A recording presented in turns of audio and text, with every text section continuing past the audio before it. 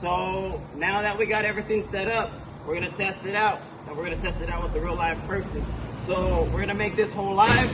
We're gonna lower him down. We're gonna say he does a rescue, and then we're gonna mimic him as our patient. So we're just gonna raise him back up.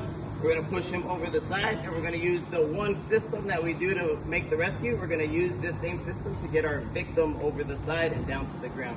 The scenario isn't done until we have our victim down on the ground and can be in the ambulance, right? So let's go ahead and let's make this whole live. Which way you think it Up. Okay. Rescue 1, ready? Okay, rescue 2, you're gonna help him into the, control his knees and help him into the hole. Ready? Sure. Elevator going down. So now hit the back of his harness and push him forward. Perfect, just like that. Good.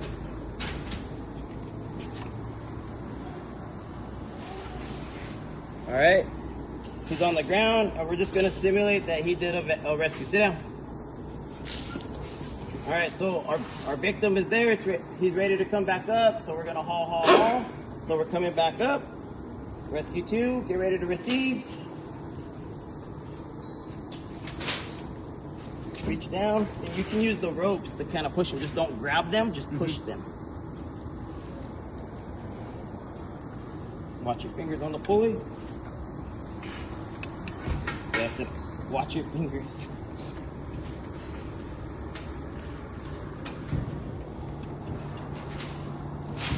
Okay, so you want to pull him over to that railing and start pushing him up and over the railing. Turn his body, get his feet over. Watch the hole is live. There you go. I can raise him up a little bit. We can communicate. Okay, push him, push. I'm gonna start lowering him down to make it a little bit easier for you. And yep, just like that. Start turning him, and you're gonna walk down the wall. Push out. Get your butt to your feet. Butt to the feet. Butt to the feet? Yeah. There you go, sit into it. Push out.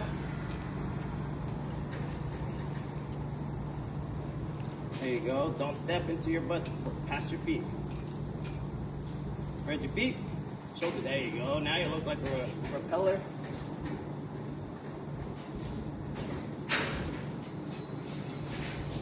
Watch out with the paperwork.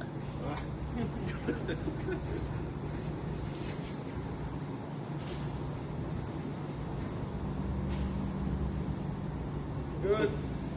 So then I'd stop here. Now, what you wouldn't want to do is you wouldn't want to take this off to stand up. What you don't want to do is, do you see it from you?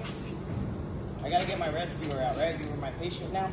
So what you don't want to do is you don't want to DC it from him and then bring everything up, hoist everything back up, and then have to push it all back down.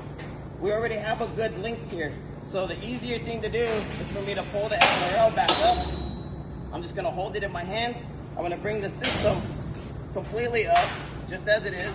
I'm gonna push it back into the hole, give it back to my rescue 1, let them hook up, put my SRL back in there, let them hook up, and then I hoist my rescue 1 back up, okay? Instead of doing all of this and having to reverse all of that to get it back in there, it's just easier, faster, and makes more sense to just pick it up, put it in the hole, pick it up, put it in the hole, okay?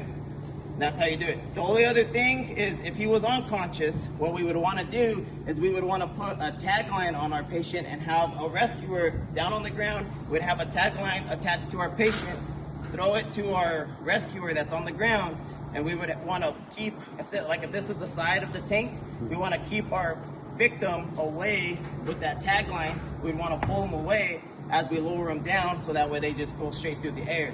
Otherwise, they're going to be hitting their body across the tank all the way down to the ground, okay? It'll cause more damage that way.